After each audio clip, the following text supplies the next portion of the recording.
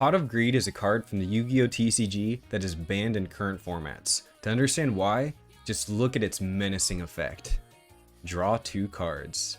Simple, yet extremely powerful because it's essentially a raw resource gain.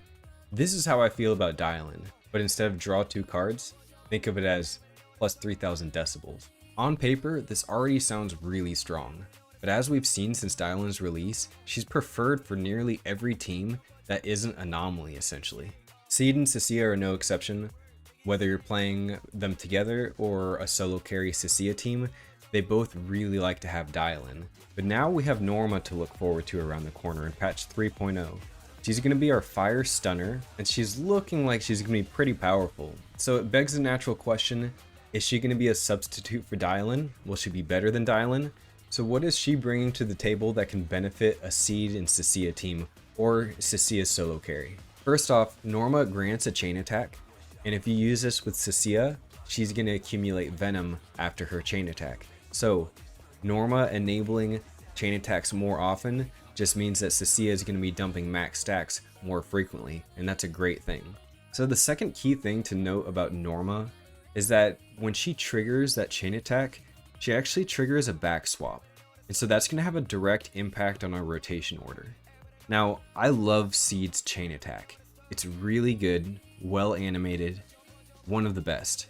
But if we're being objectively honest here, Cissia's is a lot better in practice, with main benefits being that it's really quick and it always hits. I mean, I don't know if you've noticed, but there are some times that Seed's missiles can miss the enemy, and it's really frustrating damage loss.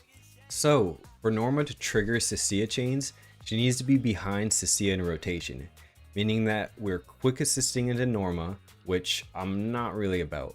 I always have Cissia behind Seed because quick assisting into Seed just feels right to me. It flows really nicely with a lot of teams as well, so it's going to take a little bit of getting used to. And then last quick point about Norma is that from the runs that I saw, she actually looked like she contributed a decent amount of damage both on field and off field, and off field will especially benefit the Seed Cissia dynamic. I mean, it was a little reminiscent of Nangong recently, who, I mean, if you're not looking carefully enough, you might confuse Nangong for an Anomaly DPS, even though she's actually a stunner. So unless they keep nerfing Norma even more, you know, I think she's gonna do pretty well damage-wise. Okay, so now I wanted to go through 2 stun rotations just to kind of see how Norma plays and how she works out.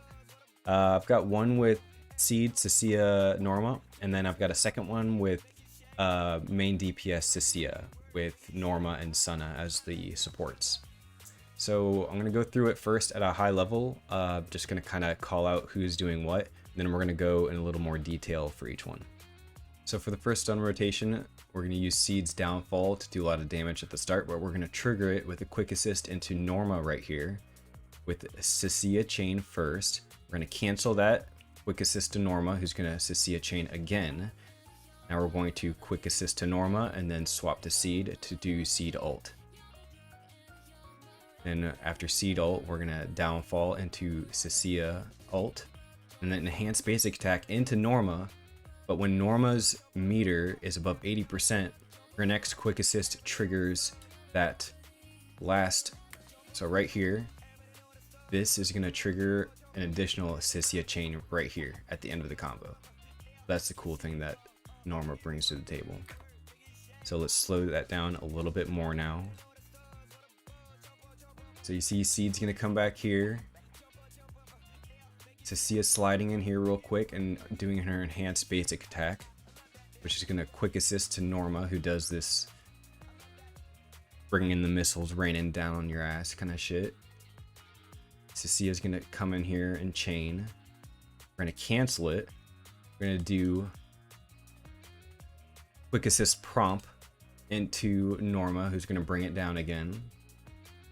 And then Cissia chain, and then like I said back then, we're gonna just quick assist back to Norma and then ult with Seed again. Alright, so we're gonna check out a main DPS Cissia stun rotation with Norma here and see what it looks like. This one's gonna start off with Norma, who's gonna trigger it with the Cissia chain that she gives from what it looks like. We're going to cancel that enhanced basic attack back to Norma, and then into Sunna, and then back to Norma to trigger another Cissia chain. We're going to cancel that enhanced basic attack and then go straight into Cissia ult, which is going to enhance basic attack again, back to Norma, and then she's going to use her quick assist. And then now we're just closing out that combo with some more team damage. Let's slow that down a little bit then. Back to where we were. So yeah, Norma, you can see her meter is up here past 80%. There's no quick assist prompt, it's just automatic. She's going to trigger that Cissia chain. And then cancel, and that's going to do we're buffering an enhanced basic attack to make it come out immediately there.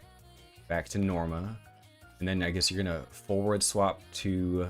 Oh, no, that's the back swap because she's using her quick assist, right? Back to Sunna. Just then going to swap back to Norma to trigger Cissia's chain again. Enhanced basic attack, and then Cissia ult, and enhanced basic attack, and then back to Norma, and then back into Cissia EX special with the last hit there, back to Sunna, and then Cissia's coming back in. But yeah, pretty cool stun rotation with main DPS Cissia. So, is Norma going to be worth your pulls, or should you save for Dialyn, who's going to have a rerun coming anytime now? It should be announced. Honestly, I think Dialyn is going to remain the more versatile agent. The thing that kind of makes me a little nervous is just with maybe weaknesses and resistances. I mean, when you have electric weak bosses, they are usually fire resistant and vice versa. So we'll see.